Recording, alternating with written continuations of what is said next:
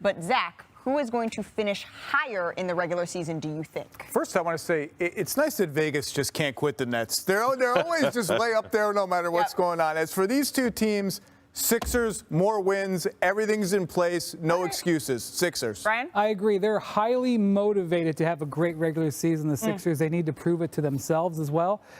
I still like the Celtics in those rankings, but I like the Sixers to finish higher. Sixers finish higher? Meek Mill's Sixers. Oh, so we're doing a clean sweep of the Sixers in the regular season, but everyone says, oh, the regular season, how much does it matter? Who's going farther in the postseason? I think this is Philly's best team of the Embiid era, but it's just hard for me to trust them after watching James Harden bail out of another elimination game last year. So Robert Williams back, their depth back. I trust the Celtics to go further in the postseason, but Philly, Milwaukee, Boston, really tight at the top. All of them could win it. Interesting. Brian? I'm worried about Robert Williams because he's so important to them. Yeah. And his surgery, which is about 3 weeks ago, they said 8 to 12 weeks to return to basketball activities. Not 8 to 12 weeks to back out on the court. So he could be out a while. Hopefully he's back. I'm also a little bit worried. Last year at the start of the season, Ime Udoka had to kind of get everybody in line. Right. There's some big personalities here that had to get lined up. Ime was on them like nightly. He was just attacking them and forcing them and imposing his will. Now we have a guy in Joe Mazzulla who the Celtics rave about, but is going to have to tackle these same big personalities. And you have Brogdon, who's not a big personality, but is going to have a significant role. So I suspect there's going to be a little bit of a feeling out, especially before Robert Williams comes back. But ultimately, long term, I think the Celtics should be in better position by the end of the year. The great Embiid is going to be great. Harden's going to be better. But the difference maker is going to be Tyrese Maxey. If you look at how he played in the preseason, he averaged about a point a minute. Is that good? That's really good. That's good. Yeah, it seems good. Right? And so his career high is about 17 points a game. I think he eclipsed that. He becomes the number 2 scorer on this team. He becomes an all-star candidate, a most improved player of the year candidate. I expect a great year from Tyrese Maxey, and him being the reason why this team is going to step up to a championship caliber level. So we're certainly looking forward to that with the NBA season starting tonight. And we've got Tim Legler back in here. We talked about a bunch of teams earlier. Let's get to another one. The Sixers. They're bringing the band back together. Embiid and Harden. A lot of positive buzz on Harden so far. Is it championship or bust in Philly? I wouldn't necessarily frame it that way because they have Tyrese Maxey, and I think he continues to emerge. When he becomes their second best player, I think they can win a title. They need to give more control of the offense to him, and I don't know they're going to make that step this year. But look, they've got Embiid locked up, Harden re-signed. I don't necessarily think it's got to be this year or they blow this thing up. I don't think that's going to happen. I think Maxey's the key to the whole thing. I love their offseason. Their roster is significantly better and deeper than it was a year ago. They could make it to the conference finals, but I don't think they can get to the final. Right now, the Eagles and the Phillies are so good in both of those other sports. It'd be interesting to see what the Sixers can do to follow it up. Zion Williamson, one of the most interesting stories in the sport without question.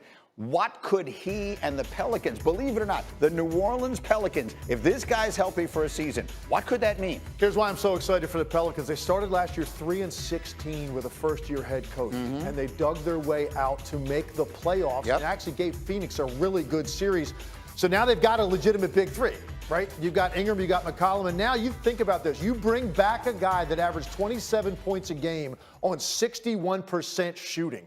That's what you're adding to the mix, a unique force. We talk about big three in the NBA all the time. How's a big three of Brandon Ingram, C.J. McCollum, and Zion Williamson sound to you?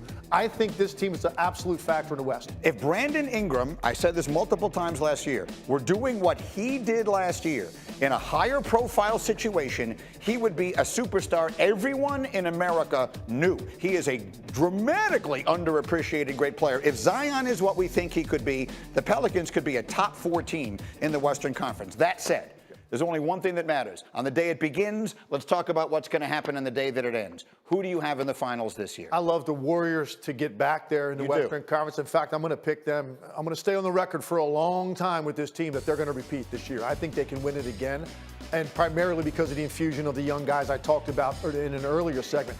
Those guys now are going to come into the mix, and you look at the depth this team is going to have, assuming that this Draymond and Jordan Poole stuff doesn't affect them, which I really don't believe that it will. I think they can repeat.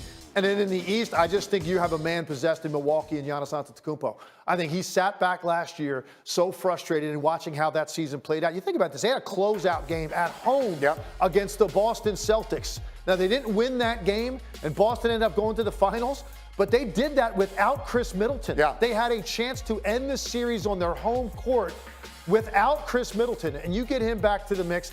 I think this is a guy that absolutely doesn't want to just win a championship. He wants to go down as one of the greatest to ever do it. I think he's got another MVP in him at least, and I think he's got another championship in him at some point.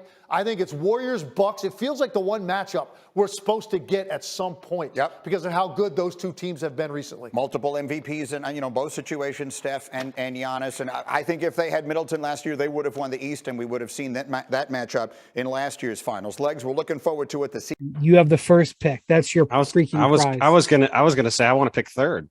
All right. Well, if I'm going first, I'm going to take the team that I think is going to have the most wins in the league this year. The Philadelphia 76ers.